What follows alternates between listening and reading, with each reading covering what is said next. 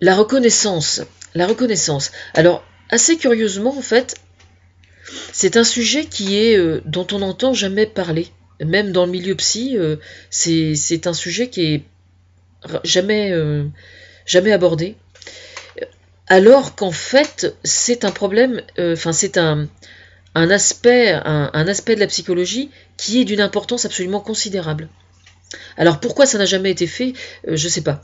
Alors pourquoi c'est d'une importance considérable? C'est parce que en fait, la reconnaissance, c'est la façon dont l'individu est perçu par rapport à son environnement familial, par rapport à son environnement social aussi.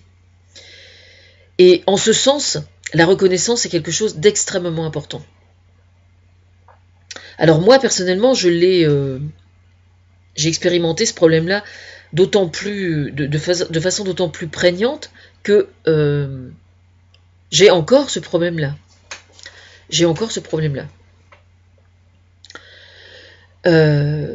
Alors ça m'a permis de bien travailler le sujet, notamment en écrivant à Thomas Fersen. J'ai énormément travaillé le sujet. Et j'en ai déduit qu'il existait plusieurs formes de reconnaissance. Il existe la plus importante, elle revêt la reconnaissance que j'appellerais reconnaissance intellectuelle. Parce que c'est une reconnaissance qui est qui reflète l'image qu'on a de soi. C'est-à-dire que c'est entièrement lié à l'estime de soi. Alors ça, par contre, côté psy, ça parle beaucoup plus déjà. Mais en fait, c'est de reconnaissance dont il est question. Un exemple. Vous avez envie de faire quelque chose, vous le faites, mais vous ignorez comment ça va être perçu par votre entourage, par votre mari, votre femme, vos enfants, etc., ou qui que ce soit, des amis, dans votre environnement proche, hein, juste autour de vous. Alors là, vous avez plusieurs possibilités. Soit on vous dit, soit on ne fait pas attention, soit on vous dit, ça ressemble à rien, c'est nul à chier, comme j'ai l'habitude de dire. Et puis vous avez des gens qui vont vous dire, bah tiens, c'est bien ce que tu fais, ça m'interpelle. Voilà. Alors, ça peut sembler quelque chose d'absolument anodin. En fait, c'est une notion, la reconnaissance intellectuelle, c'est une notion absolument fondamentale. Quand je dis fondamentale, c'est fondamental à un point que vous ne soupçonnez pas. Parce que, étant donné que c'est lié directement à l'image que vous avez de vous-même, en tant qu'individu, mais c'est valable pour un enfant de 5 ans, comme pour un adolescent, comme pour quelqu'un de 40 ans ou de 50 ans. Parce qu'en fait, c'est cette notion même de reconnaissance intellectuelle face à soi-même qui va servir d'outil absolument prépondérant pour faire face le jour où il vous arrive une merde. Hein, c'est-à-dire un cancer, une rupture, vraiment une grosse merde. Quand il vous arrive une grosse merde, c'est la reconnaissance intellectuelle que vous avez reçue depuis votre naissance dans les différents aspects qui forment votre personnalité, qui vont vous servir de véritable outil pour ne pas sombrer. D'accord ? Donc ça, évidemment, c'est fondamental, absolument fondamental. Alors, un exemple, comment je l'ai vécu moi, par exemple. Quand je me suis remise à peindre, j'avais du talent. Enfin, je ne sais pas si j'en ai toujours parce que je ne peins plus. Mais le fait d'exposer dans les petits villages autour de moi, il y avait des tas de gens qui prêtaient aucune attention à ce que je peignais. Et puis il y avait des gens quand même qui me faisaient des réflexions, des gens plus curieux que d'autres, qui me disaient mais c'est vachement bien ce que tu fais. C'est vraiment, c'est pas de la merde quoi, c'est vraiment bien. Mais ils développaient, enfin ils argumentaient et tout. Alors quand même, à un moment, on se pose des questions, parce qu'on se dit, c'est quand même marrant d'être perçu de cette façon-là, quoi. Voilà. Alors, ça, c'est une chose, la peinture. Moi, j'avais un complexe d'infériorité. C'est l'antidote, en fait, la reconnaissance intellectuelle. C'est exactement l'anti-complexe d'infériorité intellectuelle. Voilà. Alors, par exemple, moi, on m'avait toujours dit que j'étais extrêmement mauvaise en expression écrite. Voilà. Puis un jour, j'ai commencé à écrire à Thomas Fersen. Et puis, alors c'était dur pour moi, parce que justement, comme j'allais extrêmement mal, mais qu'il fallait bien que je m'en sorte, il a bien fallu que je me jette à l'eau. Et puis quand même, à un moment, je me suis dit, mais Alors, on me dit que je n'ai aucun talent, mais quand même, il peut pas me lire uniquement par compassion. C'est parce que quelque part, il trouve du plaisir. Voilà. Puis après, j'ai ouvert des blogs sur Internet. Et puis, quand j'ai ouvert mes blogs, très rapidement, au bout d'une journée, j'avais 40-50 lecteurs. Alors je me disais, merde, quand même, ça fait quand même 40-50 imbéciles qui viennent me lire. Donc on peut commencer à douter déjà. Tout ça pour s'apercevoir, en fait, j'ai pas la prétention d'être véritablement un écrivain, mais j'ai suffisamment de talent, en tout cas, pour donner comment dire, une épaisseur à ce que j'écris, comique en plus. Et voilà, donc en fait, je suis parfaitement conscient de ce que je vaux à l'écrit. Voilà. Mais ça, c'est valable pour n'importe quoi. C'est valable pour la cuisine, c'est valable pour n'importe quel aspect de la vie. Donc c'est pour ça que la reconnaissance intellectuelle, c'est hyper important. Parce que ça n'a rien à voir avec la carrière, avec l'ambition sociale, etc., etc.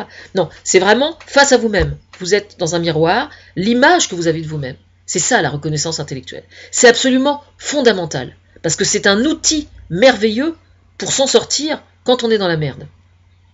Quelqu'un qui est au chômage, par exemple, quelqu'un qui vient d'apprendre qu'il est licencié, quand on voit tous les gens, par exemple, qui se plaignent de tomber au chômage, chose que je peux parfaitement comprendre, parce que la précarité sociale, ça fait peur, bien évidemment. Donc c'est tout à fait normal.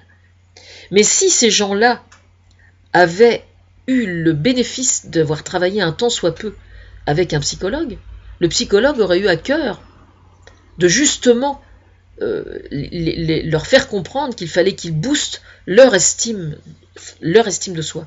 C'est très important, parce que justement, quand vous cherchez du travail, c'est bien d'estime de soi dont il est question. Il s'agit de vous mettre en valeur, de mettre en valeur vos compétences, de mettre en valeur votre expérience professionnelle. Et donc, la reconnaissance intellectuelle, l'image que vous avez de vous-même, est absolument prépondérante. Ensuite, vous avez la reconnaissance sociale. La reconnaissance sociale, c'est le fait que vous ayez réussi à... J'aime pas trop le mot séduire, parce qu'il y a une connotation un peu péjorative, mais c'est un peu ça quand même. Il faudrait remettre au goût du jour la notion de séduction, parce qu'il y a un malentendu sur le sujet. Vous avez réussi à convaincre des gens qui ont le potentiel de vous embaucher de vos réelles capacités, au point que vous avez réussi à vous faire embaucher. Alors moi, personnellement, c'est là où je suis, pour l'instant, je ne suis encore embauché par personne. Ceci dit, je n'ai aucun doute sur mes capacités à moi, ce qui est déjà pas mal. Alors il peut arriver, par exemple, que des gens occupent des postes à très haute responsabilité, et qu'en fait leur poste soit purement de la décoration. Je pense à certaines personnes qui sont actuellement au sein du gouvernement, par exemple. Je ne parle pas des ministres et des ministères, mais dans l'entourage proche du président de la République aujourd'hui, par exemple, dans la communication, je pense à Claude Sérillon, par exemple, qui occupe un poste alors qu'il ne fait absolument rien. Absolument rien, voilà. Faut le savoir quand même. Et même dans ses conseillers proches, je pense qu'il y en a probablement pas mal. Je ne sais pas combien il y a de conseillers, combien ils sont rémunérés ni quoi que ce soit. Toujours est-il que c'est moi, en fait, qui sert de chef d'orchestre à tout ce joli petit monde. Et je ne suis toujours pas embauché. Alors, le problème ne consiste pas à condamner ou porter un jugement, quoi que ce soit. Je ne fais que relater les faits. Voilà. Je relate les faits. À chaque fois que le président de la République doit prendre la parole, sur mon mur le matin, on me met l'article en faisant comprendre qu'il attend après mon commentaire. Donc je donne mon commentaire à chaque fois. Alors j'aimerais savoir en quoi Claude Sérillon est utile aujourd'hui au président de la République. Je demande à avoir des explications. Voilà. Alors sans parler de ma situation particulière à côté du président de la République, parce que ça c'est une chose encore, il peut arriver dans des postes à haute responsabilité que des gens se trouvent embauchés à des postes vachement importants et qu'en fait, il n'ait pas nécessairement les compétences pour occuper le poste. Pour ça, il suffit qu'il soit très fort en communication, justement, qu'il soit de fiefs et menteurs, qu'ils aient truandé sur leur CV, ça arrive quelquefois. Et bon, à mon avis, c'est des situations qui doivent pas tenir tellement longtemps quand même, hein, je pense. Hein. Enfin, c'est mon point de vue. Mais il faut quand même le savoir, quoi. Par contre, ce jour-là, les gens je pense que les gens qui utilisent des méthodes pas très claires comme ça pour occuper des postes, à mon avis, un jour, ils ont le retour de manivelle quand même. Hein. Parce que s'ils sont pas compétents, ça finit par sortir, hein, quand même. Quoi qu'on en dise. Hein. Enfin, voilà. Pour la reconnaissance, c'est tout, quoi. C'est tout ce que j'ai à dire. Mais je pense que c'est un sujet qui doit vraiment être mis plus en avant, je pense. Enfin, je pense que les gens qui travaillent en psychologie, les psys, etc., eux, c'est une notion qui est importante, bien évidemment. Parce que je vous dis, c'est ce que je vous explique, c'est-à-dire que c'est ce qui nous forge le caractère pour faire face devant les obstacles qui se présentent à nous dans la vie courante. Donc c'est extrêmement important. C'est extrêmement important parce que c'est un outil qui vous permet de faire face, quoi. Si jamais par exemple, c'est quelqu'un qui est dans une boîte et qui subit une forme de harcèlement sur le lieu de travail. Quelqu'un qui a une bonne image de soi va faire face. De toute façon, quelqu'un qui a une bonne image de soi n'est pas victime de harcèlement. Parce que l'autre le sent. Et oui, bien sûr. Donc quelqu'un qui est victime de harcèlement, souvent, ça n'est pas quelqu'un qui mérite d'être harcelé, bien évidemment. Mais l'autre, percevant qu'il y a une faille au niveau de l'estime de soi, s'engouffre dans la brèche, justement, et exploite cette faiblesse. Mais cette faiblesse, elle n'est pas due à une... Ce que je veux dire, c'est que quand quelqu'un a un problème au niveau de l'estime de soi, ça ne veut pas dire qu'il est zéro, qu'il est nul, qu'il est mauvais. Non, ça veut dire que l'image qu'il a de lui est mauvaise, qui n'est pas du tout la même chose. Donc quelqu'un qui est victime de harcèlement, d'ailleurs, il arrive qu'il travaille avec un psy, et le psy va évidemment corriger cette faille dans cette image, parce que c'est juste un problème d'image. Et une fois qu'il va avoir aidé le patient à trouver les outils pour résoudre ce problème, la personne harcelée va devenir beaucoup plus forte. Et on va plus venir l'emmerder. Ce problème se produit au sein d'une école, entre enfants, entre adolescents, de façon plus prégnante encore. Et ça, je sais ce que c'est parce que j'ai été victime de harcèlement aussi, moi. Enfin voilà, l'estime de soi, c'est quelque chose d'extrêmement important. Et la reconnaissance.